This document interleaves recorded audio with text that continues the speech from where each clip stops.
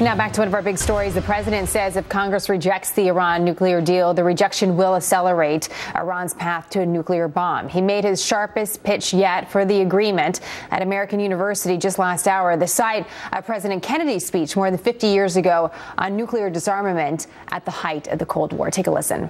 Between now and the congressional vote in September, you are going to hear a lot of arguments against this deal, backed by tens of millions of dollars in advertising. And if the rhetoric in these ads and the accompanying commentary sounds familiar, it should. For many of the same people who argued for the war in Iraq are now making the case against the Iran nuclear deal. That was one of the themes the president touched on. We're joined now by Jonathan Schanzer, Vice President of Research at the Foundation for Defense of Democracies, and Lacey Healy, partner at the Truman National Security Project. It's great to have you both. Jonathan, you just recently wrote about the comparison to the Iraq War, or at least the comparison that the president is using, saying those who supported the Iraq War are the same ones that don't like this deal, and therefore they're wrong. You say the president actually has a lot in common when it comes to the thinking of the Iran deal as it parallels the thinking getting into the Iraq War. Explain that to our viewers. Well, that's right, Jenna. I mean, first of all, I think it's interesting that the president is saying that those who support, who are against the Iran deal are fearmongers, and then he says if you don't sign our deal, well, then there's going to be war. So, I think the president certainly is engaging in fearmongering himself right now. But more broadly, we are hearing from the president. He keeps saying that every pathway to a bomb is cut off. This sounds a lot like the slam dunk proclamations of George Tenet telling President Bush that this was going to be a win for the United States. This is exactly that kind of crowing that we're hearing from the administration. On top of that, there's this reliance on intelligence. The president keeps talking about how the intelligence community is going to alert us if Iran cheats. Well, it was that same intelligence community that gave us assessments about the Iraq War.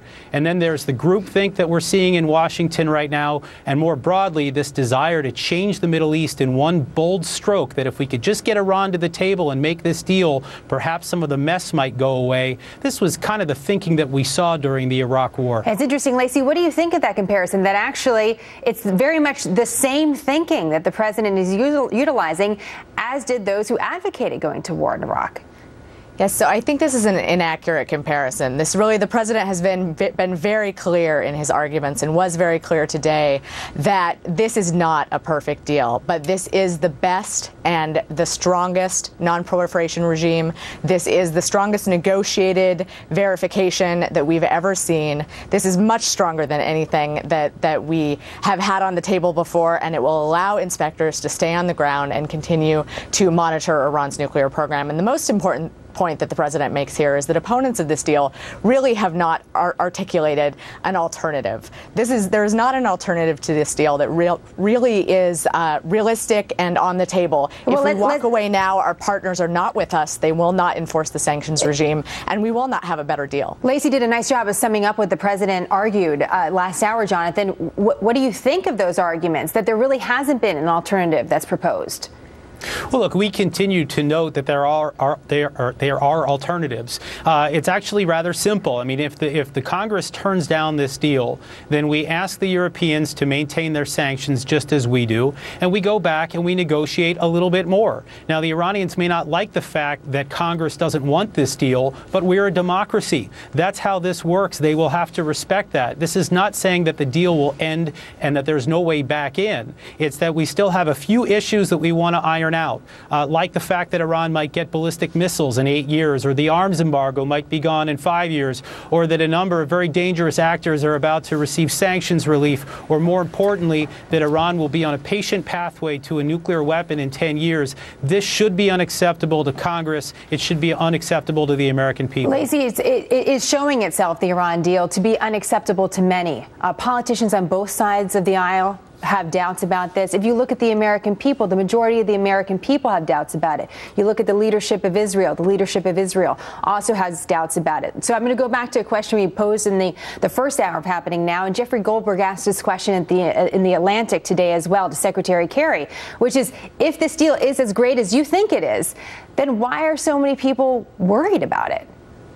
Many people are worried about this deal, but many people are also not worried about this deal. We've seen just in recent days many Democratic senators come out in support of the deal, not just Democratic senators who we would expect to, but folks like Adam Schiff, who are very moderate and very pragmatic and have been considering the details of this deal. Just so our viewers know, still 15 senators still remain a question mark. And although Adam Schiff is notable, there is still a question about how many senators are going to wholeheartedly come behind this, Lacey. This is true. 13 will be needed to uphold the presidential to uphold a vote against a presidential veto, and we expect to see that veto if Congress does vote down the deal. Ultimately, though, what is most important about this deal is this is an international agreement. This is not an agreement that has been negotiated by Congress, and it cannot be an agreement that is negotiated by Congress, which represents individual constituencies and not the entire United States and the national security of the United States. We depend on our international partners to uphold this agreement. And our international partners came in front of Congress earlier this week and made it abundantly clear that they will not be there to negotiate a mythical better deal. There is not a better deal that's on the table here, and our partners won't be there to support us if we choose to walk away. We'll see what happens. Nice to have you both. We look forward to more debate. Thank you very much. Thank you.